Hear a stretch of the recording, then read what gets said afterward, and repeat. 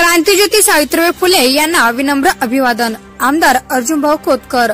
महात्मा गांधी चमन येथील महात्मा ज्योतिबा फुले कॉम्प्लेक्स समोर क्रांतिज्योती सावित्रीबाई फुले चौक गांधी चमन येथे आमदार अर्जुनभाऊ खोतकर यांनी क्रांतिज्योती सावित्रीबाई फुले तसेच महात्मा ज्योतिराव फुले यांच्या प्रतिमेस पुष्पहार अर्पण करून व शालेय विद्यार्थ्यांना शालेय साहित्य वाटप करण्यात आले। या प्रसंगी बोलताना अर्जुनभाऊ खोतकर म्हणाले की भारतीय समाज सुधारक, शिक्षण तज्ञ आणि कवयित्री होत्या। भारतातील पहिल्या महिला शिक्षिका म्हणून त्यांना ओळखले जाते।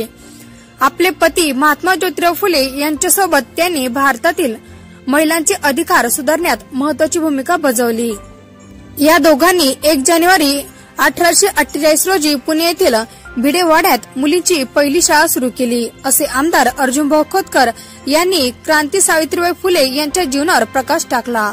यावेळी उपस्थित माजी आमदार अरविंद चव्हाण, भास्कर आंबेकर, जिल्हाप्रमुख विष्णू पाचफुले, सुरेश रत्नपारखे, सुभाष पवार, नगरसेवक विजय पवार, माजी नगरसेविका गंगूबाई वानखेडे, नागेश राऊत, जयंत भोसले, डॉक्टर श्रावण शेवाळे, विशाल धानोरे, दीपक वैद्य, संतोष दमदडे, नगरसेवक राहुल हिवराळे तसेच जालना शहरातील विविध पक्षातील पदाधिकारी, महात्मा फुले विचार मंचचे कार्यकर्ते व नागरिकांची मोठ्या संख्येने उपस्थिती होती। Bureau reporter